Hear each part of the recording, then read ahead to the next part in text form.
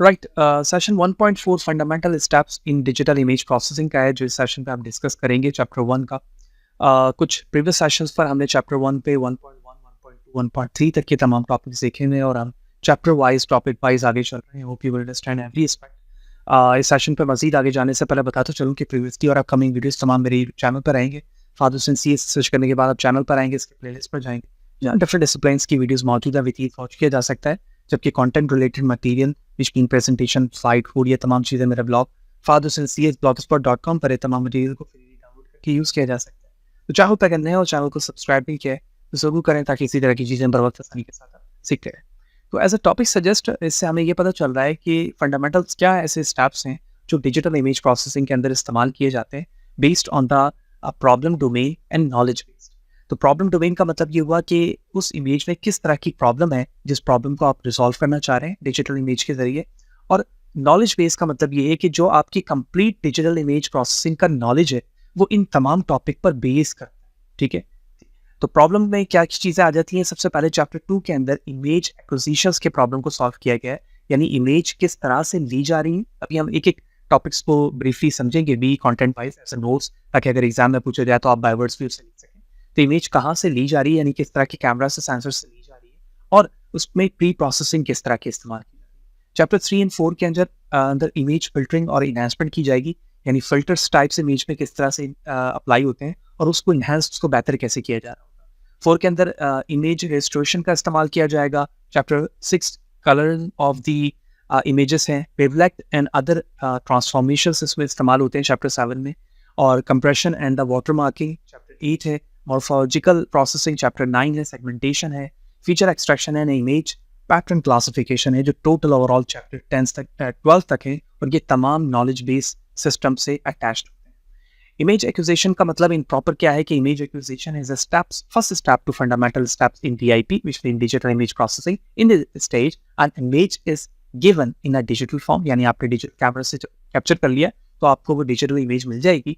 और जनरली इस स्टेप के अंदर हम प्री प्रोसेसिंग कर रहे होते हैं, जैसे प्री प्रोसेसिंग के डिफरेंट स्टेप्स हो सकते हैं जिसमें हम विजुअली स्केलिंग है, उसको इमेज को बड़ा करना है, छोटा करना है, किस तरह से आप उसको स्केल कर रहे हैं, ये इमेज एक्विजिशन के अंदर हो रहा होता है। इन्हांसमेंट का मतलब पता चल रहा है कि आप इसको कुछ अट्रैक्टिव बना रहे हैं या सिंपलेस्ट से मोस्ट अट्रैक्टिव बनाने की कोशिश कर रहे हैं। तो in this stage detail which are not known, we can say that interesting features of the image is highlighted such as the brightest contrast and etc। इस तरह के कुछ ऐसे फीचर्स होते हैं जिसके जरिए से इमेज की क्वालिटी को एनहांस किया जा रहा होता है। ये इमेज इन्हांसमेंट पे आता है।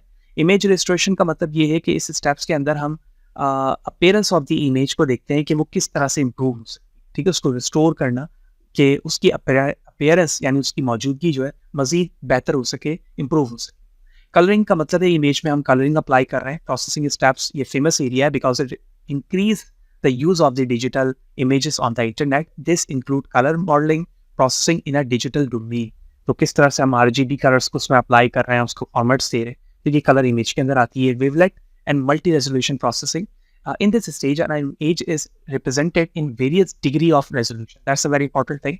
resolution से मुराद ये होता है कि 50% जूम कर रहा हूँ, मजीद बेहतर कर रहा हूँ, उसकी डिग्रीज वाइज डिफाइन कर रहा है। तो images in divided into a smaller region for the data compression and for the parametric representation। ठीक, तो इस तरह की रेजोल्यूशन सिस्टम जिसमें इमेज को स्मॉलर रीजन से डेटा कंप्रेशन सेशन पर ले जाया जा सके, तो वो वेवलेट होता है। और वेवलेट वैसे क्या है वो तो हम जाएंगे तो आगे पढ़ेंगे, और मल्टी रेजोल्यूशन की प्रोसेस के अंदर ही आ रहा होता है। फिर कंप्रेशन है। कंप्रेशन का मतलब ये है कि हम कंप्रेस कर रहे हैं। तो compression is a technique in which use to reducing the requirement of the storing an image. It is very important stage because it is very necessary to compress the data for the internet use. यानी internet पे जाने के लिए या रखने के लिए हम डेटा को इस तरह से कंप्रेस रखते हैं ताकि वो कम स्पेस गैदर करे और नॉर्मली अच्छी तरीके से वो मूव हो सके इंटरनेट के दुनिया।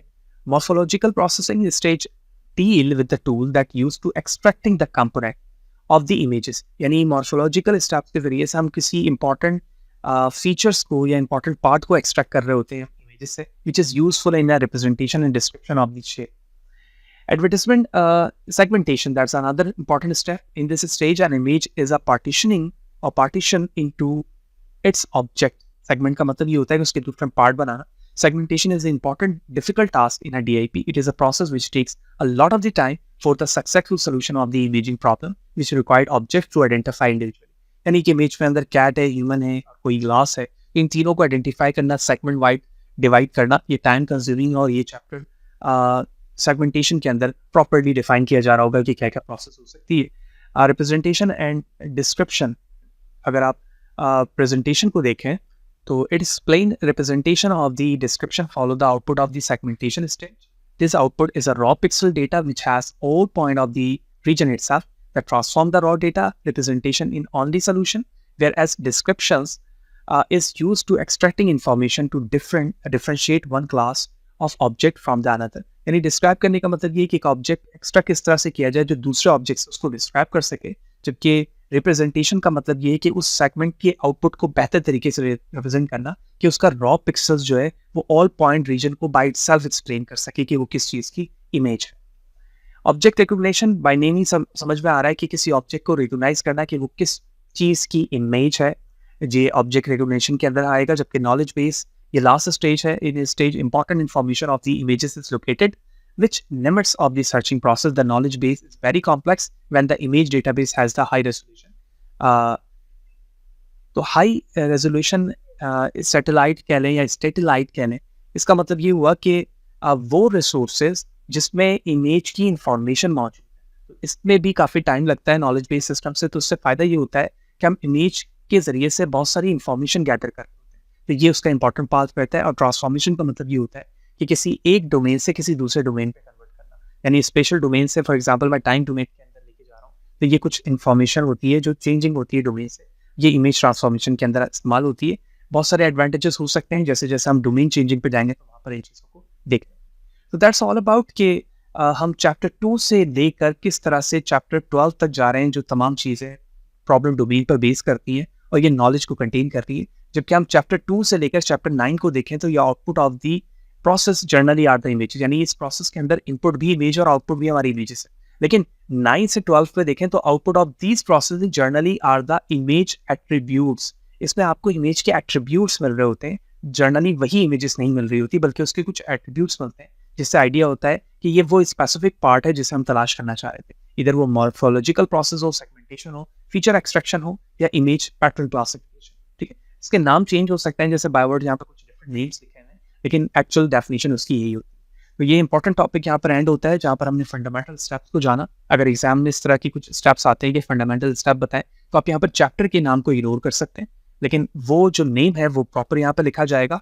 और इस नेम के ब्याह पर जो डेफिनेशन मैंने इस पीपीटी पे एज अ नोट्स लिखी है, तो आप उसको मेरे ब्लॉग से लेकर मेमोराइज करके प्रॉपर लिख सकते हैं, जिससे आप चैप्टर को ये बता सकेंगे, मेक अंडरस्टैंड दैन कि आप किस तरह से फंडामेंटल स्टेप्स को समझते हैं और किस चीज़ों पर या किस टॉपिक के जरिए से किस प्रॉब्लम को रिजॉल्व किया जा रहा होता है, जो हमने यहाँ पर देखा. Hope you understand every aspect. Next session पे जाएंगे तो last topic component of the image processing system को देख रहे होंगे. फिर भी अगर कोई सवाल है, कोई चीज़ समझ में ना आई हो, कमेंट सेशन में मुझे ज़रूर बताओ. कोशिश करूँगा बर वक्त जवाब दे सकूँ. वीडियो अच्छी लगी तो लाइक करें, ज़्यादा लोगों को शेयर करें और इसी तरह से जुड़े रहें ताकि अपकमिंग वीडियोज़ के हवाले से आपको बर वक्त जानकारी मिलती रहे. नेक्स्ट सेशन पर मिलते हैं.